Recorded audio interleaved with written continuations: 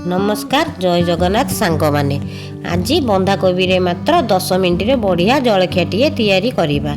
वीडियोटी भल लगिले निहाती चैनल को सब्सक्राइब करिवे। एबे चलंतु डेरी न करी रेसिपीटी स्टार्ट करिबा। प्रथमे मु किछि कैप्सिकम पियाज छेचा अदा गाजर लूण हलदी लंकागुंड वेजिटेबल मसला आउ किछि सिजा आलू को चकटी नेइछि। तापरे मु किछि बंधाकोबी रो पत्र नेइछि।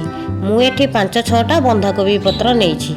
तापर एठी मु 1.5 कप बेसन नेइछि। सेथिरे आमे एबे लूण हलदी लंकागुंड आउ किछि पानी देई भलसे गोलाई देबा। ध्यान देबे जेपरि बेसन रे बिंडा रहिबनी आउ पानिया हेबनी न हेले छाणीला बेले असुविधा हेबो। एबे आमे गोटे कड़ाई रे पानी नेबा। पानी टिके उषुम होई गेल सेथिरे लूण पकाई बंधाकोबी पत्र देकी ताको 5 मिनिट पई भलसे सिजेया पई छाडी देबा। एठी देखंतु बंधाकोबी गुडीको भलसे सिजी जाईछि। याकू एबे साइड रे रखी कड़ाई रे तेल देई सेथिरे पियाज पकेईकी भलसे भाजी नेबा।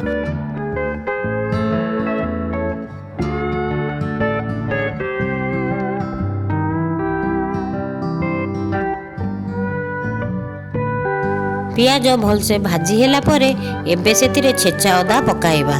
तापरे काटिकी रखिथिबा कैप्सिकम आउ गाजर पकेईकी 2 मिनिट पर्यंत भाजी नेबा।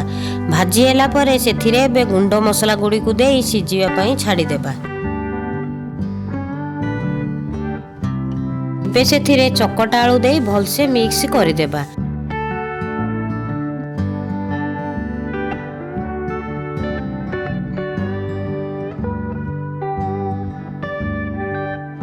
लास्ट रे सेथिरे धनिया पत्र पकई साइड रे रखी देबा। एबे देखंतु मु आलू मसला को एमिति अंडा भलिया शेप रे नै जाईछि। एबे ताको बंधाकोबी मझी रे देई एमिति दी पटे भांगी मोड़ी देई सेथिरे बेसन लगाई देबा।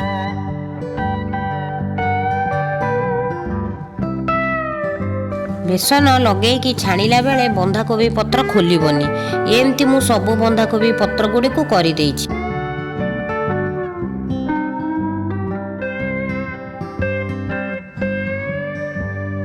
तेल को हाई फ्लेम रे गरम करिकी बंधाकोबी को बेसन रे बुड़े की छाणी नेबा। 2 मिनिट पर्यंत याकू छाणीबा।